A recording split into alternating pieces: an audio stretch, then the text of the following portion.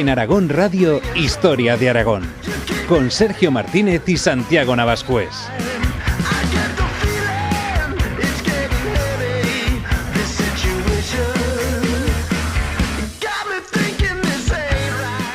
A mediados del año 1413, justo un año después de la elección de Fernando I de Trastámara en el compromiso de Caspe como nuevo rey de Aragón, se inició la revuelta del conde Jaime II de Urgell. Este había sido uno de los candidatos más importantes de los que habían presentado precisamente su candidatura al trono y, según aquellos que le apoyaron, con mayores derechos al trono que el castellano Fernando, a quien no pocos seguían viendo como un extranjero ajeno a la corona de Aragón. ¿Cómo fue la rebelión liderada por el conde de Urgell? ¿Quiénes fueron sus apoyos y qué destino acabó teniendo? Soy Sergio Martínez, en la técnica está Ana Vázquez y te doy la bienvenida a este viaje por la historia de Aragón en Aragón Radio.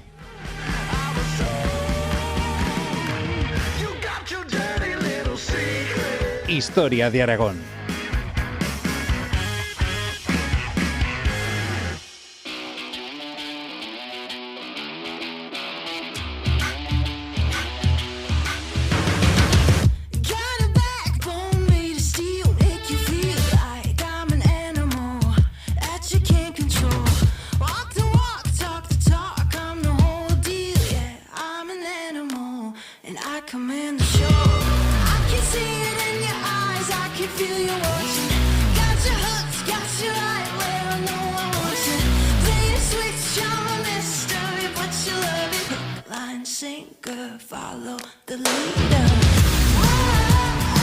Programa 168, el noveno de esta quinta temporada, y después de dos episodios en el que nos habíamos mudado a la Edad Moderna para hablar de la figura de Miguel Servet en uno y del motín de los broqueleros del año 1766 en el otro, pues regresamos a nuestra querida Edad Media, ¿no? Que es uno de esas etapas históricas pues que más nos gusta tratar y que más os gusta también a vosotros. Además, lo hacemos con una especie de continuación en este episodio a uno de los hechos más importantes no solo de la historia de la Corona de Aragón, sino también de la historia de la diplomacia europea, como fue el compromiso de Caspe de 1412. Vamos a hablar un poquito de él, pero no es el tema central, ¿de acuerdo? Como ya hemos comentado en la presentación. A pesar de la gran importancia que tuvo, de todas formas, este pacto, este compromiso de Caspe, para elegir al nuevo rey de Aragón de forma pacífica y consensuada, lo cierto es que finalmente acabaría estallando una guerra civil en la corona. Pero no eran pocos los que consideraban que, el conde Jaime II de Urgell era quien tenía más derechos a ocupar el trono, y por eso acaba estallando esta guerra civil. También algunos veían posibles peligros a sus propios intereses por la entrada de lo que se consideraba, y realmente lo era, una dinastía extranjera, como era nuestra Trastámara. Así pues, en este episodio vamos a ver quién era Jaime II de Urgell, por qué algunos pensaban que era una mejor opción para convertirse en rey, y qué pasó con su rebelión. Que bueno, a ver, creo que no hacemos spoiler a nadie si decimos que fracasó, ¿no? Pues todos sabemos que los Trastamaras seguirían reinando en la corona de Aragón hasta inicios del siglo XVI. Pero ¿cómo y por qué acabó fracasando la rebelión? ¿Qué ocurrió con este conde Jaime II y con aquellos que le apoyaron? Pues todo esto es lo que vamos a repasar hoy en este episodio, en este programa 168 de nuestro programa. Y como siempre, pues para hacer este viaje por el tiempo, pues como no podía ser de otra manera, me acompaña el doctor en Historia, Santiago Navascués. Bienvenido, Santiago. Hola a todos, queridos oyentes. Bueno, este es un programa, ¿no? Pues cargado de chicha, ¿no? De batallitas, como sabemos que les gusta, ¿no? A nuestros oyentes. Y a nosotros también, pero no solo de batallitas, sino también de intrigas, de politiqueo, también pues con algún tema social, pero bueno, ahí vamos a estar un poquito, ¿no? Y la historia de la rebelión del conde Urgell, ¿no? Que se produjo en el año 1413, arranca, pues bueno, apenas 4 años antes de su inicio, ¿no? Esta vez no nos vamos a ir hasta la prehistoria, como hacemos a veces, para dar el contexto histórico, que habrá un momento en el que hablaremos. Vamos a empezar con la Segunda Guerra Mundial, pero para ello nos vamos a poner el contexto histórico en la prehistoria, en el Calcolítico. De eso tú eres el máximo responsable, Sergio. Lo sé, pero no sé, a mí siempre me gusta que las cosas me las expliquen de forma a mí me gusta para entenderlas bien. A mí me gusta contextualizarme, pero tampoco se me va la olla, como a ti. De momento nadie se ha quejado hasta ahora. El que me quejo soy yo, que soy además, como bien dices, el máximo responsable. Yo me quejo, ¿no? Yo. Pero tú, Santiago, hay confianza. Mi opinión no importa. Hay confianza, sí que importa, pero hay confianza, hombre. Así que bueno, empezamos esta historia que bueno, aunque la rebelión, como bien decía, empieza en 1413, pues bueno, pues el contexto lo vamos a empezar a poner a partir del año 1409, más concretamente el día 25 de julio. Pues el futuro de la Corona de Aragón, e incluso podríamos hablar de Europa, pues cambiaron totalmente en ese momento, ¿verdad? Sí, a ver, tenemos a Martín el Joven, que es príncipe heredero al trono de su padre, el rey Martín el Humano o Martín el Viejo, que se encontraba desde hacía un tiempo en la isla de Cerdeña. ¿Y Y qué os hacía? diréis, Sí, ¿qué hacía allí? Se había ido de vacaciones, se había ido de parranda, Martín el Joven a Cerdeña, que oye, hay muy buenas playas, es una isla muy chula. ¿Qué hacía por ahí este hombre? pues no estaba muerto, que no, estaba tomando cañas. Bueno, al final se morirá, pero bueno. Por ahí. Bueno, eso no es spoiler tampoco. Bueno, el caso es que los señores feudales de esta isla, no de Cerdeña, pues después de haber sido conquistada entre los años 1323 y 1326, en tiempos del rey Jaime II de Aragón, pues seguían rebelándose cada cierto tiempo, ya fuera por sí mismos o con la frecuente ayuda de genoveses o franceses, ¿no? Siempre dispuestos pues, a ofrecer armas y ayuda económica a los sardos para así crear un problema eterno a la corona de Aragón. Ujú. Entonces, por eso, el infante Martín el Joven estaba allí aplastando una vez más, ¿no?, la enésima rebelión de Cerdeña y más concretamente al señor del juzgado de Arborea, a quien consiguió derrotar el 30 de junio en la batalla de San Luri. Sí, cuando hablamos de juzgados no estamos hablando de...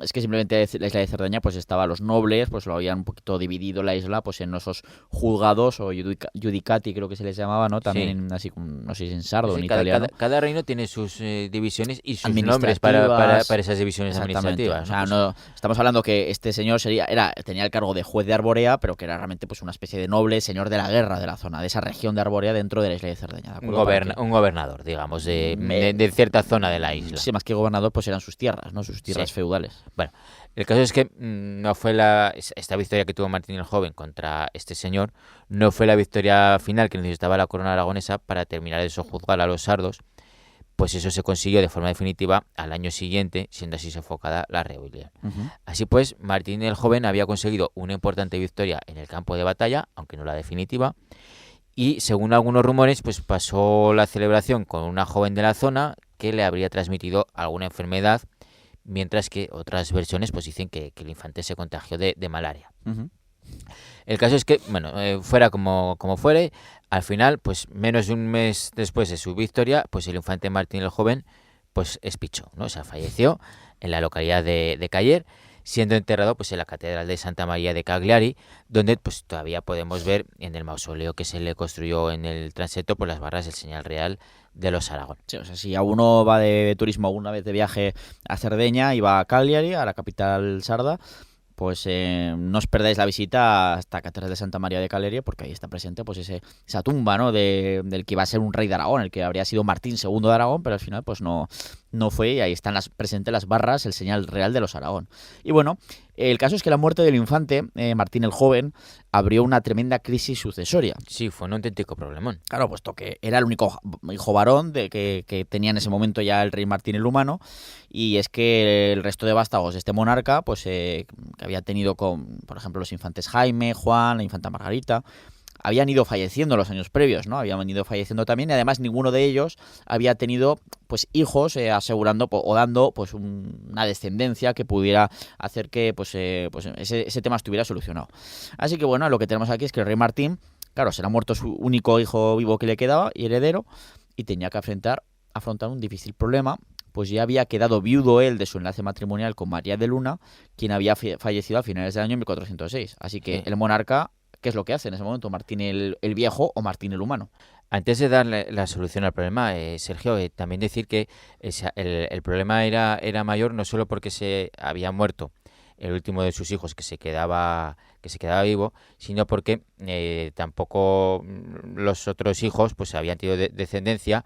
Este último, el recientemente fallecido, Martín el Joven, sí que había tenido un infante, pero el problema es que la había tenido con una amante italiana, lo que dio como fruto un hijo bastarde, Fadrique de Luna, que a pesar de bueno, es importante recordar que a pesar de ser bastardo, era nieto de la esposa de Martín el Humano, que se llamaba la rica hembra, que era una de las nobles más importantes de Aragón, Sí, que pero tenía muchas Pero al perricas. fin y al cabo estamos hablando de que Fadrique de Luna pues era un hijo ilegítimo y por lo tanto pues estaba ilegitimado para heredar el trono. Eso Y es. aquí pues aún así estará en la papeleta, Sí. estará por ahí en medio este Fadrique de Luna. Y dará problemas después, sí. porque este programa se va a enfocar en la revuelta del conde de Urgel. Este Fadrique de Luna todavía era un muchachillo, pero luego, años después, cuando muera Fernando de Antequera en 1416, va a intentar aprovechar la situación y va a dar problemas al sucesor de Fernando de Antequera. Sí, luego hablaremos que será de Alfonso esto. V el Magnánimo. Bueno, Eso es. esto ya lo comentaremos, incluso le podemos dedicar más adelante un programa porque también es algo... Es un personaje interesantísimo. Es algo curioso, ¿no? El caso es que, claro, Martín el Humano el rey tenía que afrontar ese difícil problema de la sucesión al trono, ¿no? Él estaba viudo, su único hijo legítimo había muerto y el único descendiente que había era un hijo bastardo, era un nieto bastardo del monarca, ¿no? Así que, ¿qué es lo que hace el rey? Pues inmediatamente, el 17 de septiembre de 1409, es decir, menos de 2 meses después de la muerte de su propio hijo, pues el rey Martín se casa con la joven Margarita de Prades, ¿no? Es una forma de intentar, y se puede intentar tener otro heredero por mi parte, aunque sea luego menor de edad, pero al menos que haya una sucesión al trono, ¿no? Pero claro, este matrimonio entre el rey Martín y Margarita de Prades, pues no consiguió tener hijos en los pocos meses que además duró el matrimonio, porque el rey Martín fallecería enseguida, luego lo comentaremos también.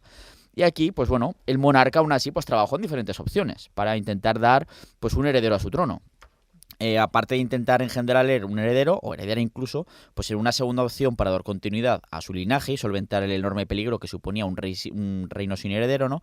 O un monarca sin heredero, pues empezó a negociar con el aragonés Pedro Martínez de Luna, es decir, Benedicto XIII, o como lo conocemos todos también, el Papa Luna, para que éste legitimara de hecho a su nieto, a este Fadrique de Luna que estabas comentando, Santiago, y así poder presentarlo como su heredero ante las Cortes, ¿no? Pues en plan, bueno, voy a intentar tener un hijo, pero por si acaso, que al final no lo tuvo, a mi nieto bastardo, voy a intentar que Benedicto XIII, es decir, el Papa Luna, lo legitime.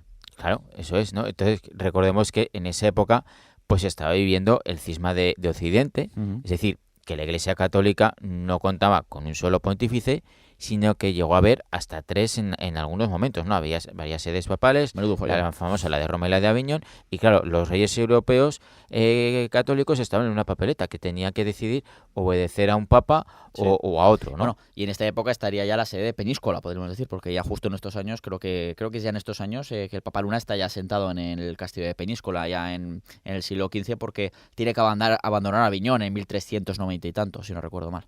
Sí, entonces bueno, la cristiandad occidental estaba dividida, ¿no? Y claro, pues bueno, pues por supuesto la corona de Aragón pues seguía reconociendo solo al Papa aragonés, ¿no? O sea, para reconocer a un Papa pues reconocemos al que es aragonés, ¿no? Que es este Pedro de Luna.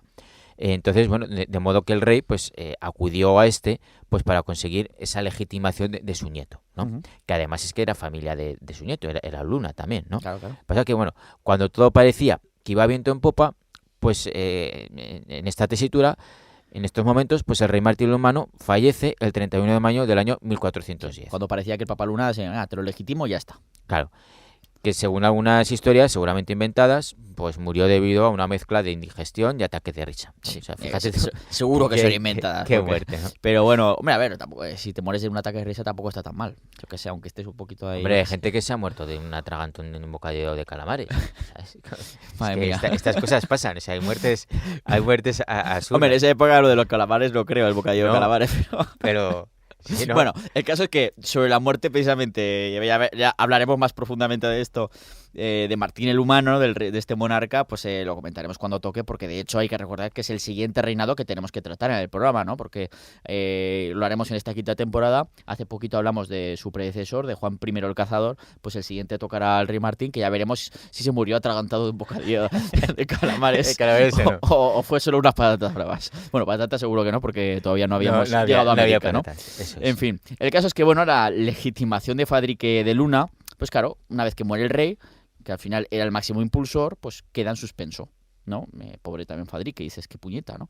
Y bueno, el rey Martín había muerto, al final había fallecido sin tener un heredero, con el consiguiente peligro del que estallara, pues eso que estamos hablando, una cruenta guerra civil en la corona de Aragón, puesto que esto era lo que solía suceder cuando ocurrían estas situaciones como esta en Europa y en otros lugares, ¿no? Moría el rey, el monarca de turno sin herederos, pues al final los que consideraban que eran los que tenían más derechos, que había normalmente varias personas, pues al final, como no llegaban a ningún acuerdo, pues lo que quedaba era pegarse de tortas y hasta que quedara el último. Claro, y es aquí, ¿no? Pues donde viene lo extraordinario del compromiso de Caspe, que abrió una nueva vía diplomática para intentar solucionar, pues por medio del pacto y no de las armas, este tipo de situaciones, iniciando pues un camino inédito hasta entonces en Europa, ¿no?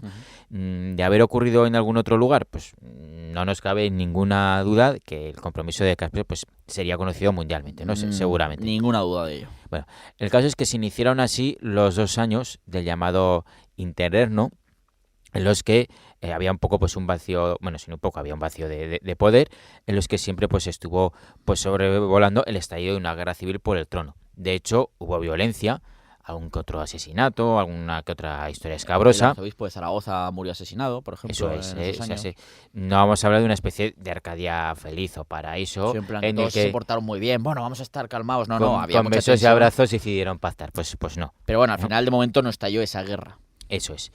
Es algo insólito y un gran avance para la época, ¿no? A pesar de esto, ¿no? Y es que de luego ese compromiso de Caspe se tomará en otros lugares de Europa cuando ocurran situaciones similares, se tomó como ejemplo, como referencia, o al menos se intentó. Claro.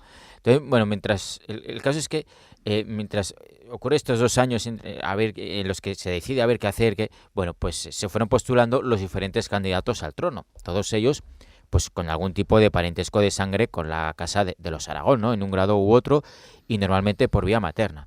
Es decir, que ninguno de los que se presentó pues era totalmente ajeno a la dinastía, y todos ellos adujeron pues que por sus venas corría sangre de los Aragón, sí, ¿no? Por eso, pues bueno, todos se consideraban legítimos herederos, siendo realmente el más fuerte de todos ellos el infante Fernando de Trastámara, o Fernando de Antequera también, como se le conocía, ¿no? Sí. Ya que no solo era un militar contrastado, gracias a campañas militares como el de la conquista de Antequera, ¿no? de ahí el su apodo, sobrenombre, ¿no? De ese apodo. Sino también porque contaba con el fuerte apoyo, incluido militar, del Reino de Castilla, porque era familia de los reyes de Castilla. Claro, de esta dinastía. Era Trastámara también. Es que, por ejemplo, Fernando de Trastámara, que ya sabemos todos que acabó siendo elegido en el compromiso de Caspe, era sobrino del rey Martín el Humano y nieto, si no recuerdo mal, es que yo con el tema de los parentescos, al final en mi cabeza es como el meme este que sale la señora esta que aparece en ecuaciones de 3er grado por la cabeza o de 2º grado y tal. Me pasa lo mismo con los... Yo me hago un lío enorme. Yo también. Pero bueno, este Fernando de Trastámara sería sobrino del rey fallecido, de Martín el Humano, y nieto por parte de madre del rey Pedro IV el Ceremonioso. Pues que es el padre de Martín el Humano. Exactamente, de ahí que tuviera uno de los lazos dinásticos más fuertes, este Fernando, como candidato, ¿no? El ya mencionado Fadrique de Luna acabaría descartado, más o menos, por ese origen ilegítimo, aunque es curioso que luego al final se acaba eligiendo en el compromiso de Caspe a la casa de Trastámara, cuando precisamente esta dinastía tenía también un origen ilegítimo, con Enrique II de Castilla, que era un hijo bastardo de, creo que, Alfonso XI de Castilla. Era uno de los hijos de los muchos hijos ilegítimos que había tenido el monarca, y hermanastro de Pedro I el Cruel. Y al final se acaba convirtiendo en rey, pero es una familia, es una dinastía también ilegítima, pero sí, que acaba en el trono y se acaba legitimando. ¿Por qué? Porque gana una guerra. Sí, y ya está. Claro, bueno, a ver, la diferencia en este caso también, ¿no? Cuando se elige a Fernando de Trastámara, ¿no? Es que, a ver, su dinastía era de origen ilegítimo, pero ya estaba asentada y reinando unos cuantos años. Tenías dos formas, Fadrique de Lunano. Tenías 2 formas de legitimarte, o que un papa de turno te legitimara, que era complicado, aunque podía ser, y aunque en este caso teníamos al papa que podía hacerlo, era pues considerado antipapa por la Iglesia, o ganarte la guerra. Y bueno, aquí Fadrique pues era demasiado jovencico como para eso, como para ganarse la guerra. Claro, entonces bueno, hemos dicho 2 candidatos, Fernando de Antequera y Fadrique de Luna. Está también el duque de Calabria, Luis Anjou, que también tuvo pues importantes opciones al trono, llegando a ser apoyado por el arzobispo de Zaragoza, y bueno, pues en su caso era sobrino nieto del rey Martín por parte también de madre. Sobrino nieto, madre mía. Sí. Pero bueno, el caso es que hubo candidatos también con derechos por vía masculina, que recordemos que era la que solía primar, ¿no? La vía masculina por encima de la femenina. Uno fue, por ejemplo, Alfonso de Aragón, que era conde de Denia, conde de Ribagorza, marqués de Gandía, bueno, un montón de cosas. Este era nieto por vía masculina de Jaime II de Aragón, pero claro, Jaime II nos queda ya muy lejos. No es el Jaime II del que vamos a hablar en este programa de Jaime II de Urriel, sino el rey Jaime II de Aragón nos quedaba lejísimos en el tiempo, y de hecho, este Alfonso de Aragón, era ya en ese momento de inicios del siglo XV un hombre ya muy anciano. Y es que de hecho muere antes de que se inicie el compromiso de Caspe. No tenía hijos, por lo tanto sus reclamaciones las recoge otro hermano suyo que también era bastante mayor, que era Juan de Prades. Por lo tanto, sí, era por línea masculina, pero muy lejana, o sea, era una línea ya muy lejana de parentesco. Y encima muy anciano. Y además ya ancianos y sin esa descendencia necesaria porque al final era solución. Si lo eliges, al final acabas, sales de la sartén para acabar las brasas, porque tampoco vas a tener descendencia, ¿no? Claro. Y bueno, y toca hablar, ahora del que nos compete en esta historia, ese candidato que no es otro que el conde de Jaime II de Urgell, que muchos decían que era él quien más derechos dinásticos tenía para ser elegido en Caspe como el heredero, pues era el bisnieto de Alfonso IV de Aragón por vía masculina. Pero claro, a la vez era por vía masculina, pero era más lejano de nuevo, no tanto como Jaime II, ¿no? Pero puesto que Alfonso IV es el sucesor de Jaime II, pero aún así quedaba lejos, ¿no? Fernando el Trastámara era por vía más femenina, pero tenía mayor parentesco con Martín el Humano. Sí, a ver, es cierto que en realidad, ¿no? Pues era el grado de mayor lejanía de todos los candidatos, pero Jaime II era también sobrino del rey Martín y a la vez cuñado, ya que Jaime pues se había casado con Isabel, que era hermanastra del rey Estamos Martín. hablando en este caso de ese Jaime II, que ahora ya es Jaime II de Urgell. Eso es. Como hemos mencionado antes a Jaime II, rey de Aragón, pues por no liarnos. Eso es. Jaime II de Urgell, pues eso, era ese candidato al trono aragonés en el compromiso de Caspe. Que era también cuñado de Martín el Humano, Claro. ¿no? Aparte de esa de esos lazos por vía masculina que tenía, ¿no? Claro, porque este conde de Urgell se había casado con Isabel, que era una de las hijas del rey Pedro IV Ceremonioso, con su cuarto matrimonio, si no recuerdo mal, con Sibila de Fortià.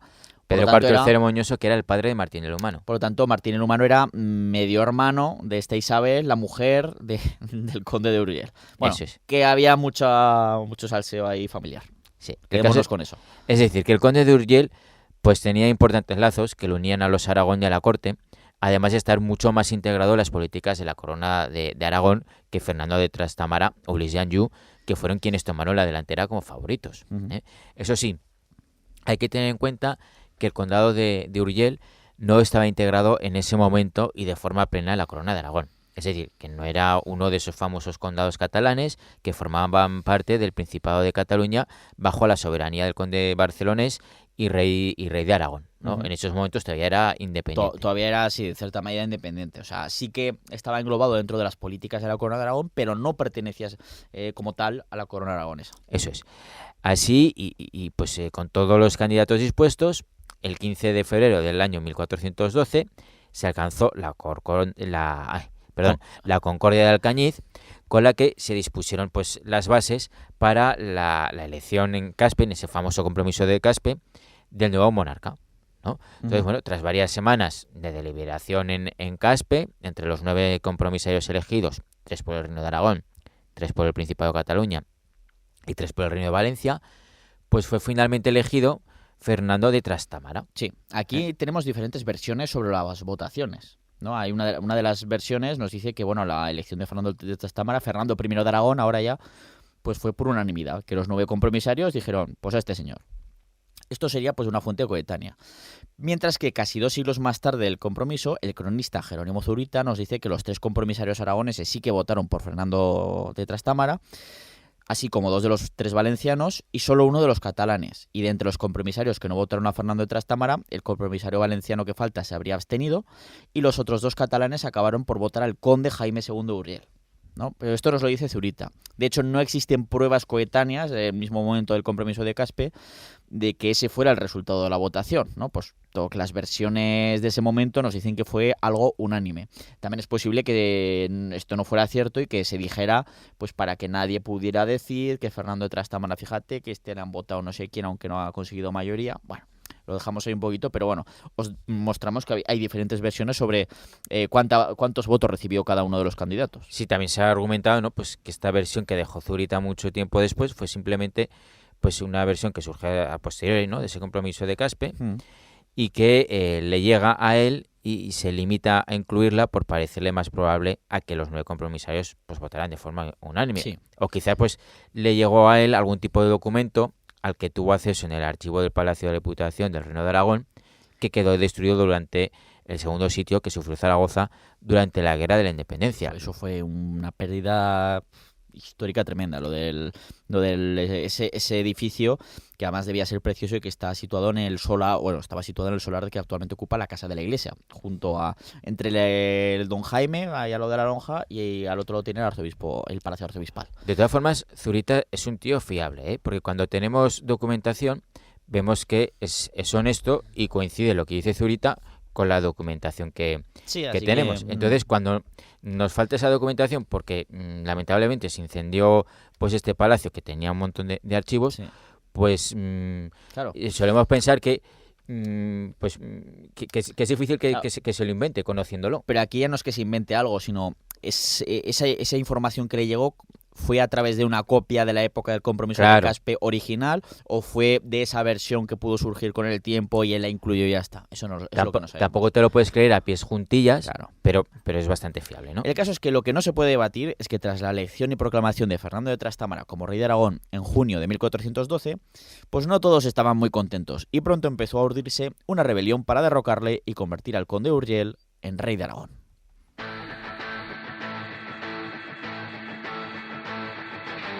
En Aragón Radio, Historia de Aragón. In my meadow, watch them grow. And the sun, she follows me, while the moon watches me leave. Maybe they don't want me here at all, but without fail, they always shine a light on me. Ya hemos visto antes los lazos familiares que Jaime II de Urgell esgrimía para convertirse, pues eso, en rey de Aragón. Pero antes de ver cómo fue la rebelión, que se produce en el año 1413, vamos a conocer un poco más su figura, ¿no? Porque no vamos a decir, bueno, este señor se rebeló y tal, era así familiar, era cuñado de Martín el Humano y lo dejamos ahí, ¿no? Vamos a intentar, pues, conocerlo un poquito más, ¿no? Así que, Santiago, ¿quién era este conde de Urgell que intentó convertirse en rey de Aragón a partir del año 1413, una vez que su candidatura a ser elegido rey de Aragón en el compromiso de Caspe, pues había fracasado un año antes? Pues a este hombre se le conoce con el apelativo de El Desafortunado. Qué apelativos más puñeteros, ¿eh? Sí, ¿verdad? Lo que parece macabros algunos de ellos, ¿no? Lo que ya nos da pues bastante información sobre cómo acabó. Los hemos puñeteros, siempre lo decimos. A mí el del rey este de los francos, Carlos el Calvo, me parece muy puñetero ese sobrenombre, sinceramente. Pero bueno, es lo que hay. O Pepino el Breve o cosas así. Bueno, este es triste, el desafortunado. Y puñetero también, pero no tanto como lo del Calvo. Sí. El caso es que, ¿cuándo nace el que será el conde Jaime II de Urgell, que a la postre será el último de los condes de Urgell? A ver, pues nació en el año 1380 en Balaguer y era hijo de Margarita de Monferrato y Mallorca y del conde Pedro II de Urgell. Uh-huh. Entonces, este condado de Urgell fue uno más de aquellos territorios creados a inicios del siglo IX en esa marca hispánica del emperador Carlomagno y que, aunque con el paso de los siglos, pues quedó totalmente rodeado por los dominios de la corona de Aragón, pues no fue hasta después de la rebelión de este Jaime II cuando pasó a estar completamente integrado en esa corona aragonesa. O sea, ya en el siglo XV. O sea, Eso es. el condado de Urgell no pasará a formar parte de la corona aragonesa hasta ya el siglo XV, después de esta rebelión, como veremos dentro de unos minutos. Efectivamente. De todas formas, tampoco se puede negar que tenía ya desde hacía tiempo una gran vinculación, ¿no? Este condado con la corona. Sí, ¿no? sí, O sea, sí. la capital, si es que se puede hablar en esa época de capitales con el concepto que tenemos en la actualidad, Sí, pero por entendernos un poco. pues fue la seu de Urgell, La seu de Urgell, sí. aunque con el paso del tiempo pues acabó pasando a Balaguer, precisamente el lugar de nacimiento de nuestro protagonista. Claro. Entonces, era el heredero del condado de su padre y el 18 de diciembre de 1406 pues firmó las capitulaciones matrimoniales para casarse al verano siguiente, tal y como hemos comentado, con Isabel de Aragón y Fortià, que era hija de Pedro IV el Ceremonioso y por lo tanto hermana por parte de padre de Martín el Humano, el último rey de la Casa de Aragón. Uh-huh. Por lo tanto, así se convertirá en cuñado del rey aragonés, de este Martín el Humano. Es el que va a ser conde de Urgell, será, por lo que hemos comentado antes, el cuñado aparte de otras relaciones también familiares, ¿no? Pues del último rey de la Casa de Aragón, que Claro. fallece sin herederos. Claro, así es. Entonces, en el año 1408 muere su padre y Jaime se convierte en el nuevo conde de Urgell, mientras que al poco tiempo el rey Martín le ofrece ejercer el cargo de lugarteniente del Reino de Aragón, lo que le habría convertido en el gobernante de facto, ¿no? del Reino de Aragón. Del Reino de Aragón, que siempre decimos que hay que diferenciar el Reino de Aragón del resto de la Corona de Aragón. Porque además Eso luego es. aparecerá otro cargo, ahora lo hablaremos, que este sí que competía a toda la Corona aragonesa, ¿no? El caso es que, bueno, Martín el Humano todavía tiene heredero en ese momento, en el año 1408. Su único hijo, morirá el año siguiente, recordemos, este Martín el Joven, ¿no? Y en 1408, pues Jaime de Urgell acepta ese cargo que le da el monarca, pues tiene muy buena relación, como lugarteniente general del Reino de Aragón. Pero, ¿qué es lo que pasa aquí, Santiago? Pues que la Diputación del General de Aragón rechazó ese nombramiento al ser considerado como contrafuero, es decir, que iba contra las leyes aragonesas ya que según estas leyes aragonesas, según estos fueros aragoneses, solo un aragonés podía ostentar este tipo de cargos, siendo Jaime considerado pues como lo que era, como un extranjero. Claro, Era claro, conde de Urgell, no era de Aragón. Que todo este tema acabará siendo importantísimo en el siglo, finales del siglo XV, sobre todo en el siglo XVI, con el tema del conflicto del virrey extranjero. Sobre todo Eso es. se inicia con Fernando el Católico, pero sobre todo tendrá su auge con Felipe II de Austria, ¿no? De Habsburgo, en el que pues da cargos a castellanos y tal, y ahí pues es parte de, bueno, de esas movidas que acabaron en la rebelión de 1591, ¿no? Pero bueno, esa es otra historia. Sí, volviendo a Jaime II de Urgell, a pesar de este rechazo, ¿no?, de la Diputación General de Aragón a que ostentara a su nombramiento, sí, a como que ostentara lugarteniente. ese cargo, pues a pesar de todo, pues Jaime II de Urgell se trasladó al reino aragonés y trató de ejercer el poder pues que le había encomendado su cuñado el rey, pero tuvo que instalarse en la jurisdicción que la Orden Hospitalaria de San Juan de Jerusalén tenía en la Almuña de Doña Godina. Pues tanto la ciudad de Zaragoza como otras regiones del reino aragonés se negaron a reconocerle en el cargo de lugarteniente, ¿no? Entonces, a los pocos meses se produjo la muerte del heredero al trono, Ahora sí, Martín el Joven. Martín el Joven, y es posible que además de casarse enseguida para intentar tener más hijos o de intentar que el Papa Luna legitimara a su nieto bastardo Fadrique de Luna, ¿no?, que comentábamos antes, pues el rey Martín tuviera una tercera opción en mente para dejar un posible heredero. Y esa opción habría sido este conde, Jaime II de Urgell, a quien parece que el monarca tenía en alta estima a pesar de esa posición que estaba despertando al menos en el reino de Aragón, ¿no?, por intentar ocupar cargos que las leyes aragonesas decían que no podía ocupar.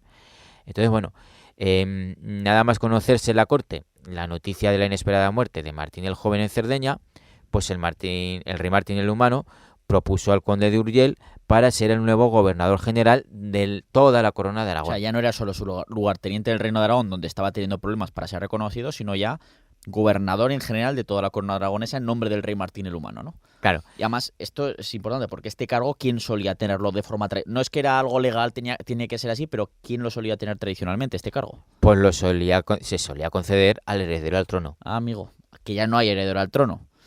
Claro, aquí es muy posible que, además de esas opciones que venimos comentando, lo del nieto bastardo, la legitimación, el tener hijos y tal, que todo eso fracasa, como ya hemos visto, igual hubo esa tercera opción, porque claro, igual lo que estaba haciendo ahí el monarca era intentar señalar a Jaime de Urgell como una posible solución de emergencia, ¿no?, concediéndole este cargo de gobierno que solía tener el heredero al trono. Claro. Esto es lo que tendríamos aquí, esa tercera opción de que igual el monarca, Martín el Humano, estuvo señalando a Jaime II de Urgell como posible solución de emergencia y como su heredero.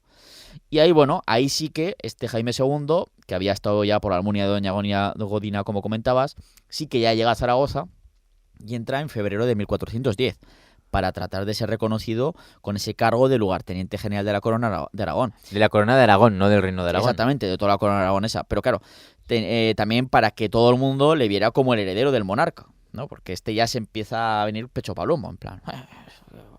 Claro. Parece que se empieza a considerar como tal, ¿no? Sin embargo, solo consiguió con la actitud de Jaime II, que parece que va un poquito de sobrado, pues solo encuentra la oposición, pues por ejemplo, de otros cargos importantes en el reino aragonés. Por ejemplo, del gobernador del reino, Gil Ruiz de Liori, o del justicia mayor del reino, que en esos momentos era Juan Jiménez Cerdán. O también incluso del arzobispo de Zaragoza, García Fernández de Heredia.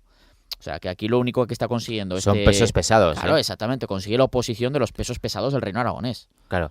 Y yo creo que, más que nada, por esa situación anterior de intentar ocupar cargos que por las leyes aragonesas no podía ocupar, que la culpa la tiene el rey, que es el que se lo concede. Que lo sabe perfectamente. Que lo sabe a sabiendas, pero bueno. El caso es que estos pesos pesados, ¿no?, que comentaba Sergio, que tienen animadversión hacia Jaime II de Urgell, pues estaban ya conformados en una alianza previa que apoyaba los derechos al trono de Luis d'Anjou, que hemos mencionado antes, sí, ¿no? Un bando pues que estaba siendo dirigido por Violante de Bar, que era la viuda del rey Juan I el Cazador, el hermano de Martín el Humano, que reinó antes que él, ¿no? Es decir, que había montado un buen lío entre fracciones de la nobleza en el reino aragonés, y la llegada de Jaime II pues todavía la complica más, ¿no? Pues comienza a crear su propio bando, los urgelistas, teniendo como principal apoyo pues Antón de Luna y Artal de Aragón. Claro, también forma su propio bando nobiliar para sus propios intereses, ¿no? Ahí ya cada uno va moviendo piezas, sobre todo después de la muerte del heredero, ¿no? De Martín el Joven.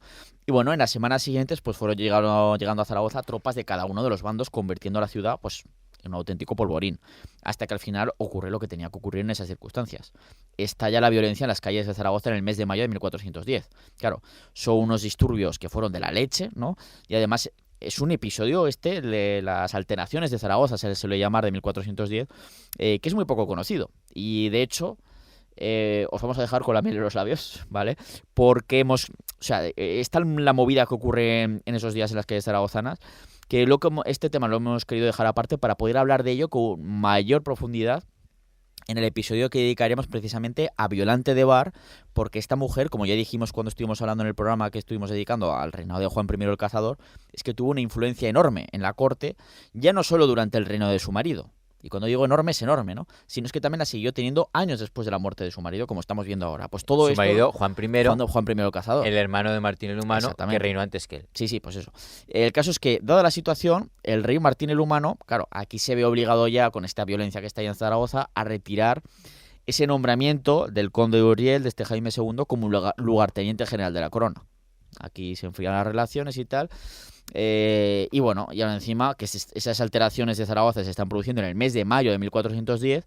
Y justo, ¿qué ocurre en el día 31 de mayo, Santiago? Pues a los pocos días, Bueno, concretamente el 39 de mayo, el rey Sí. Martín el Humano fallece. qué risas, ¿eh? Con la risa, con el bocata de calamares. Sí, bueno, aún así, pues Jaime II, ¿no? Pues se siguió considerando como el principal legítimo heredero del trono y por ello, pues presentó su candidatura. Pero, pues, como ya sabemos, pues el elegido en el compromiso de Caspe fue Fernando I de Trastámara Sí. o de Antequera, ¿no? Lo cierto es que el nuevo monarca, Fernando de Trastámara, pues intentó dar un trato de favor a Jaime II de Urgell, pero este pues comenzó también a ser instigado por algunos de sus fieles, especialmente por el noble aragonés Antón de Luna, pues para que se sublevara, ¿no? Sí. Entonces Jaime pues llegó a amenazar a Fernando I con no reconocerle como rey si éste no le pagaba al conde de Urgell pues los gastos provocados por su propia candidatura fallida al trono, mientras que también exigía el matrimonio de su hija con uno de los hijos del nuevo monarca. Además, decidió no acudir a las Cortes del Reino de Aragón, que el rey había convocado ese mismo año de 1412 en Zaragoza. Tampoco tenía por qué, ¿no? Porque era de Urgell. No, sí, bueno. pero Pero sí que es un feo. vinieron muchos nobles catalanes y valencianos a las Cortes de Aragón, que eran de Aragón, pero era, digamos, el momento en el que, claro, se produce, de hecho, la coronación de Fernando como rey, y la coronación siempre se producía en Zaragoza, salvo casos Claro. excepcionales. Le hizo un feo. Y por lo tanto era una muestra de eso, de feo, de tal, no te reconozco como rey, bueno, pues Sí. eso, o sea, sí que debería haber estado ahí si hubiera seguido los pasos normales. Entonces, bueno, pues finalmente, en mayo del año 1413, ¿no? Y empujado por sus propias ambiciones, pero también por su propia madre, Margarita de Monferrato, así como por Antón de Luna, pues Jaime II de Urgell inició la sublevación, mientras el rey se encontraba en Barcelona celebrando pues cortes catalanas.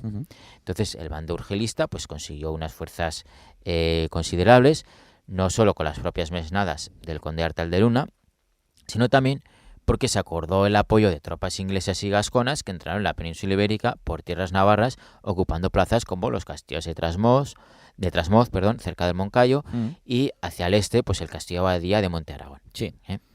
Según Jerónimo Zurita, el duque de Clarence, hijo del rey Enrique IV de Inglaterra, ofreció a los urgelistas el apoyo de 1000 caballeros y 3000 arqueros a cambio de dar a los ingleses el reino de Sicilia. Que ya salía caro el apoyo que Y recibió este Jaime II de Urgell para poder convertirse en rey de Aragón. Es decir, habría que luego ya veríamos, en caso de haber triunfado, estas cosas, estos pactos, ya se sabe que luego, te lo escribo aquí, pero donde dije Diego, digo Diego, ¿no?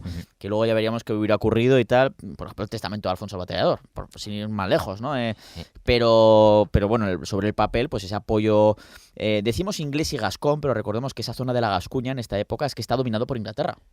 O sea, es parte de Francia actualmente, Estamos pero... en el contexto de la Guerra de los 100 años. Claro, exactamente. O sea, por eso hay gascones. Inglaterra tiene media Francia. Realmente son los ingleses los que están mandando a todas esas tropas por esos contactos que había, ¿no? Y están haciendo frontera con la corona de Aragón. Sí, De sobre ahí todo esa- con Navarra, sobre todo Eso con es, Navarra. eso es de ahí esa alianza, ¿no? Sí. Del conde de Urgell con estos señores, ¿no? Que así a priori pues puede parecer muy extraña, pero no. O sea, Sí, era muy normal por este motivo, El ¿no? caso es que el apoyo inglés fue importantísimo, ¿no? Y los urgelistas se hicieron fuertes en esos ya mencionados que has comentado, esos castillos de Trasmoz que ocupan, el de Monte Aragón, y también, por supuesto, en los dominios patrimoniales del propio Jaime II en el conde de Urgell, especialmente en Balaguer, así como en los dominios de Antón de Luna o de Artal de Alagón, ¿no? Que era... Este Antón de Luna, por ejemplo, era señor de Almonací, de Morés, de Rueda, y sobre todo, y esto lo comentamos hace poco en el episodio que dedicamos a la historia del castillo de Loarre, era señor de Loarre, y por supuesto de su fortaleza, ¿no? No solo de la localidad. Y esta gran fortaleza se convirtió en uno de los principales bastiones de los urgelistas durante esta rebelión de 1413. Claro, sin embargo, pues se inicia la rebelión mientras las cortes catalanas estaban reunidas junto al monarca. Acabó siendo un grave error. Sí. Y es que muchos nobles, asustados ante la amenaza de una guerra y cansados del tiempo de inestabilidad que llevaban ya pues dos añicos ya, ¿no? Y más, ya en 1413 estamos hablando Y de... hay 3 años de ya. incluso 4, porque claro, todavía está el rey Martín el Humano vivo, pero se le ha muerto su heredero en 1409 y nadie sabe qué es lo que va a ocurrir, o sea... El caso es que van ya añicos de líos, ¿no? Sí, y de... que ya estaban cansados. Sí, estaban cansados del tiempo de inestabilidad constante, ¿no? Que se venía viviendo en la corona de Aragón desde la muerte del rey Martín el Humano. Y entonces, pues, acabaron cerrando filas junto a Fernando I de Trastámara. ¿Eh? Un monarca que, por otro lado, estaba mostrando pues tener una mayor habilidad política y diplomática, ¿no? Diría yo, pues aquellos nobles catalanes de los que Jaime II esperaba su apoyo, acabaron por quedarse junto al nuevo monarca, junto Sí. a Fernando de Antequera. Porque el conde de Urgell, cuando se revela, pues piensa que va a tener, seguramente porque ha tenido contactos, ahí bajo, ahí entre bambalinas, en plan, oye, si me revelo, ¿tú me apoyas? En plan, bueno, sí, ¿por qué no? Y luego no le apoya a nadie en Cataluña. Recordemos que según Zurita, que a lo mejor no es así, pero según Zurita, Dos de los compromisarios le votaron. dos en de los el compromiso compromisarios de Caspe. catalanes le votaron. Claro. O sea, y aquí vemos que luego Jaime II de Urgell pretende conseguir apoyos Sí. en Cataluña. Igual es posible por eso que esa versión es posible que sea falsa y que realmente sí que hubo esa unanimidad. Que igual fue en plan, bueno, en las votaciones que eran secretas, no era algo público realmente en el compromiso de Caspe, sí que hubo discrepancias, pero como ganó en mayoría Fernando I, habían acordado que públicamente se dijera que había sido algo unánime, aunque hubiera algún votante que hubiera dicho a uno de los compromisos. No sé, es que hay mil posibilidades ahí, pero bueno, simplemente lo menciono como, pues eso, como posibilidad. El caso es que, bueno, pues el Papa Luna, ¿no? Que vuelve a Quien- aparecer por aquí, el que Papa Luna. aparece por aquí, eso es, quien durante el compromiso de Caspe había dado su apoyo a Fernando de Antequera, ya que estimaba que así pues conseguiría también que Castilla entrara bajo su obediencia, Ujú. promulgó que la lucha contra la rebelión de Jaime II era una verdadera cruzada. Claro, pues este apoyo es muy importante. Luego al Claro. final Fernando I acabaría dándole largas al pobre Papa Luna. Sí, Pero bueno. así es, ¿no?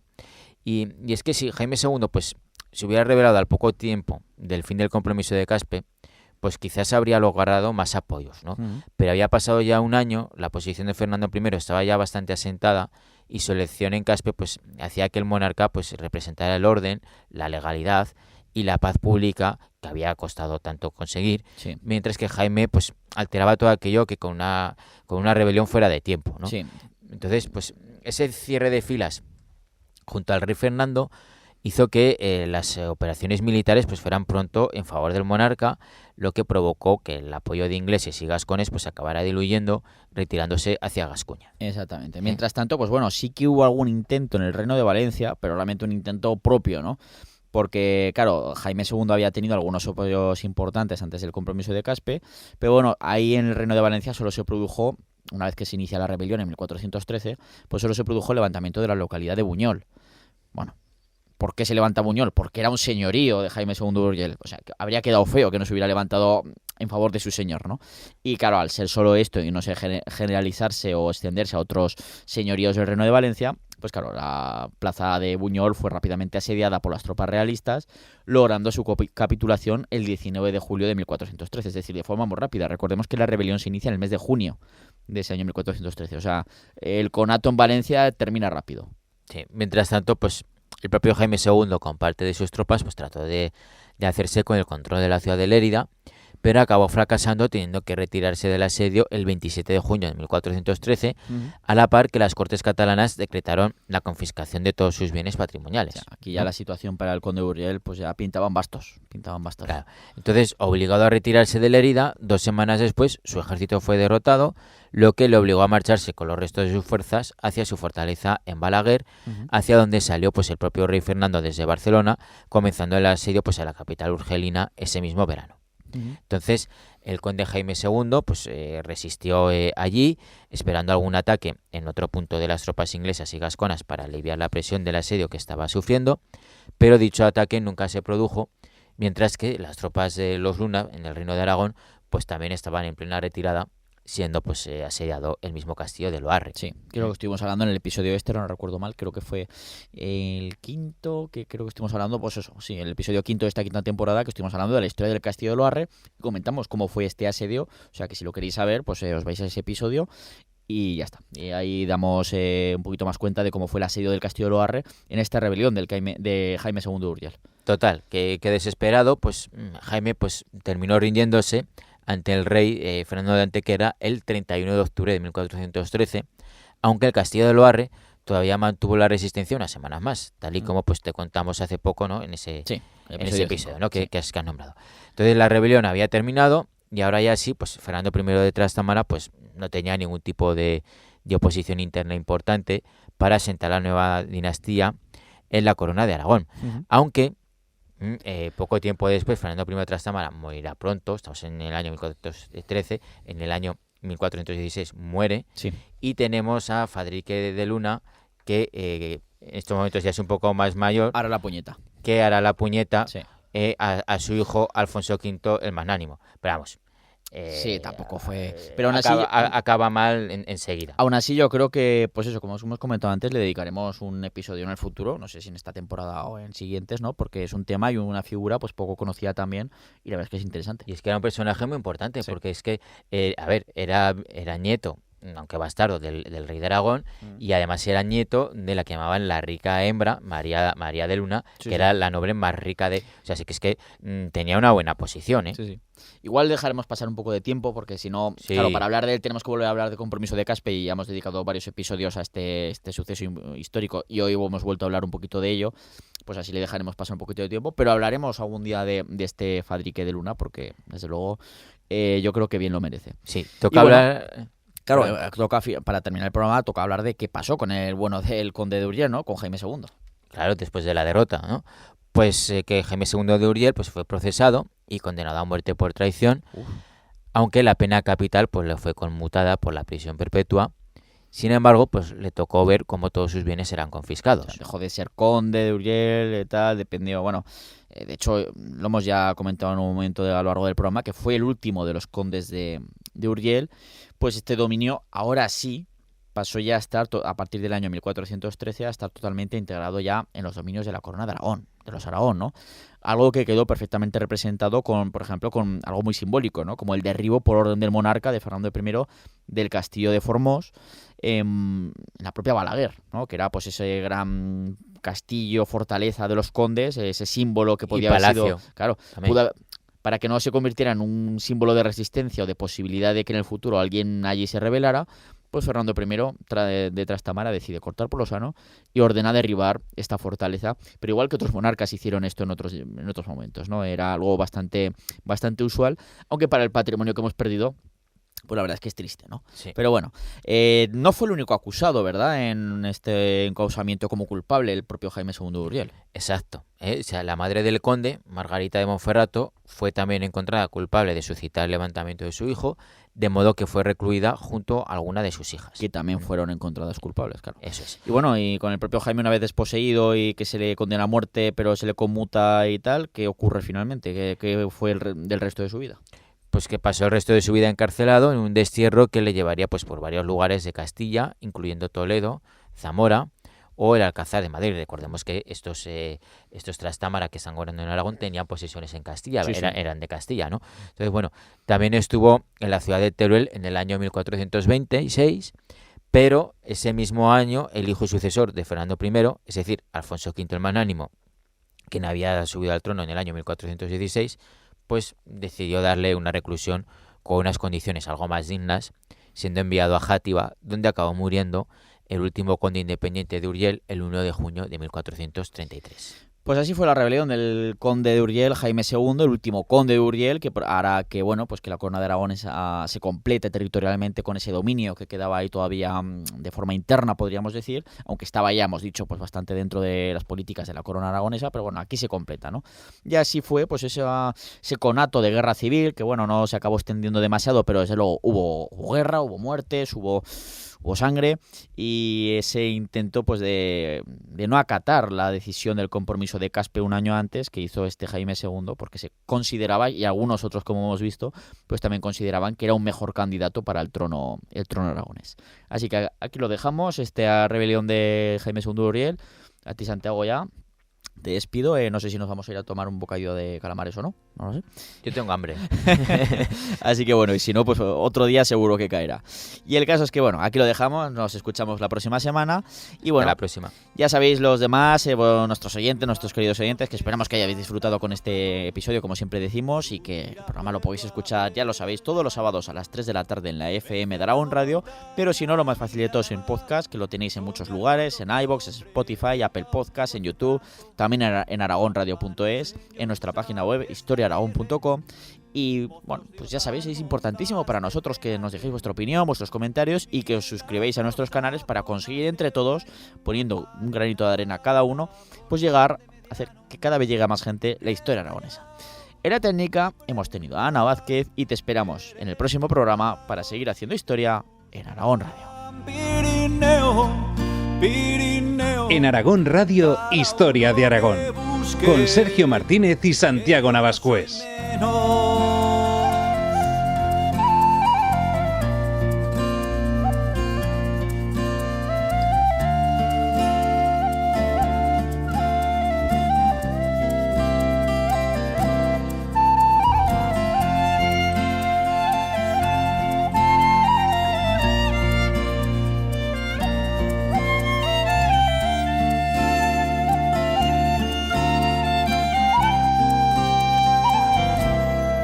Contar a chicos, escuchar a viejos, antiguas batallas de caballeros, tallar en piedra la vida de tantos hombres y mujeres que por ti pasaron, ver chesos en Oza, plantar batalla, en sótanos la foz, la cabaña, jugar con la vida y ganarse el pan, hacer contrabando por la de Roldán.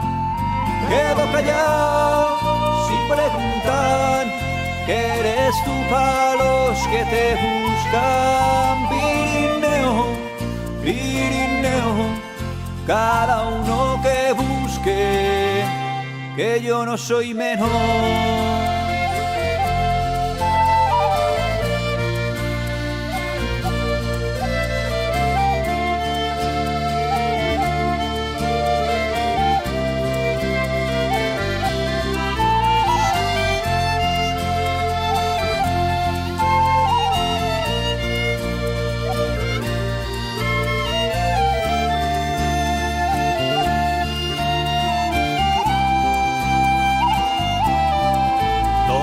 Castillo y Peñaforca, o al gigante de la Ribagorza, pasar Bachimaña, cara al infierno, besar la gran facha en pleno invierno, ver Mondarruego, remontar el Ara, soltar ganao, pasao, ver Natuara, salir de Broto en julio a la fin, saludar amigos en Gavarní.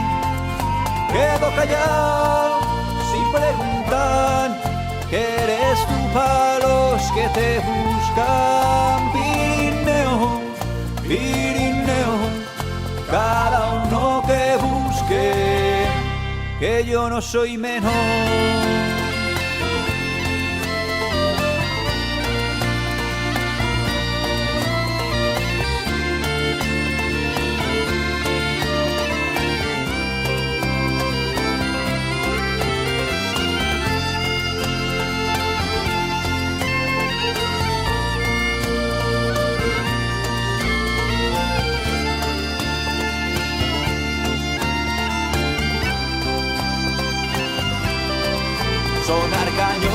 para San Antón, quedar con las brujas en el turbón, enseñar secretos a compaire, solo dejar pasar a un tal Luciembriel, dejar libros por ayudar a padre, marchar de casa por nacer tarde, volver al tiempo al mismo lugar.